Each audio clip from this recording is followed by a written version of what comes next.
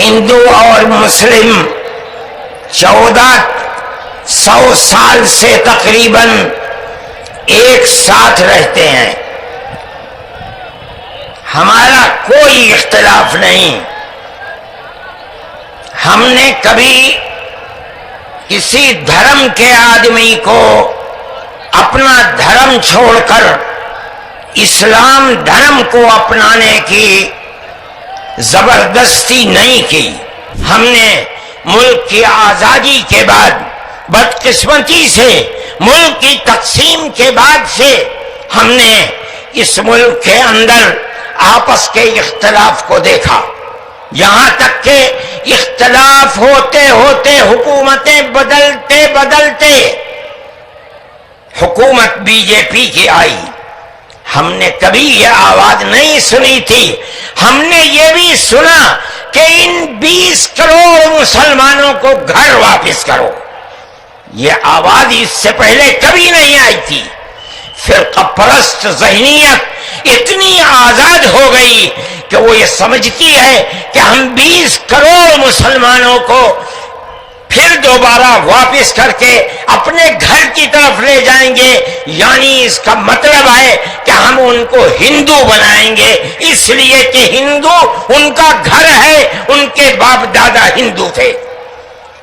مگر میں آپ کو یہاں کے دھرم گرو بیٹھے ہوئے ہیں اور میں مسلمانوں کو نہیں، میں پورے ملک کے اندر میڈیا کے ذریعے سے یہ بات پہنچانا چاہتا ہوں کہ ایسا کہنے والے لوگ نہ اپنے ملک کی تاریخ کو جانتے ہیں، وہ جاہل ہیں، نہ وہ اپنے مذہب کی تاریخ کو جانتے ہیں. لیکن مجھے بڑی حیرت ہے کہ بہت پڑھا لکھا آدمی، سمجھدار آدمی اور RSS جیسی پارٹی کا صدر اور سنچالک وہ یہ کہتا ہے کہ مسلمان اگر چاہیں تو اپنے دھرم پر رہیں اور چاہیں تو اپنے پوروجوں کی طرف لوٹ جائیں. کیا مطلب؟ ہندو بن جائیں، اس لیے کہ ان کے پوروج ہندو. ارے بابا، ہمارا سب سے پہلا پوروج منو ہے، ہم تو اس کے چرنوں کے اوپر اپنا سر رکھے ہوئے ہیں اور دنیا کو کہتے ہیں کہ آؤ آؤ منو کے چرنوں کے اوپر اپنا سر رکھو. ہماری یہ تاریخ ہے، ہمارا یہ دھرم ہے. تمہارے آبا و اجداد ہندو نہیں تھے.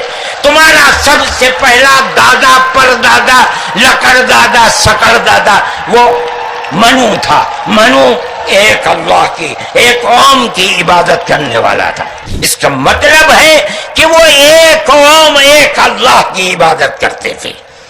یہ اس دھرتی کی تاریخ ہے.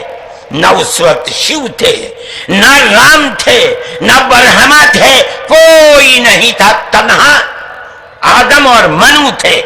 وہ جانتے تھے کہ ان کا پالنہار کون ہے، وہ ان کی عبادت کرتے تھے.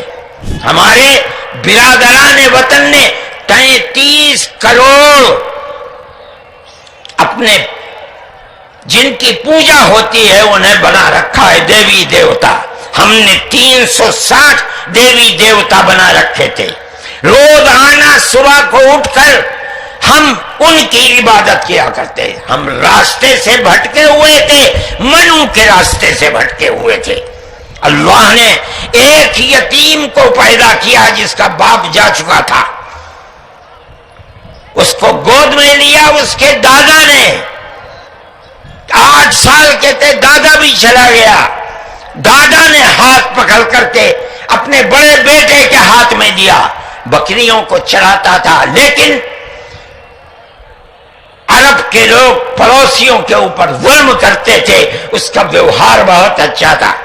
رشتہ داروں کو مال کو لوٹتے تھے، رشتہ داریوں کو توڑتے تھے، وہ جوڑتا تھا، غریبوں کی مدد کرتا تھا، ان کے بوجھ کو اپنے سر پر لیتا تھا، سچ بولتا تھا، جھوٹ نہیں بولتا تھا، کسی کی امانت کے اوپر دست درازی نہیں کرتا تھا. جب وہ 40 سال کا ہوا تو اس نے وہی چراغ جو بھارت کی دھرتی پر چلا تھا اس کو عرب میں چلایا.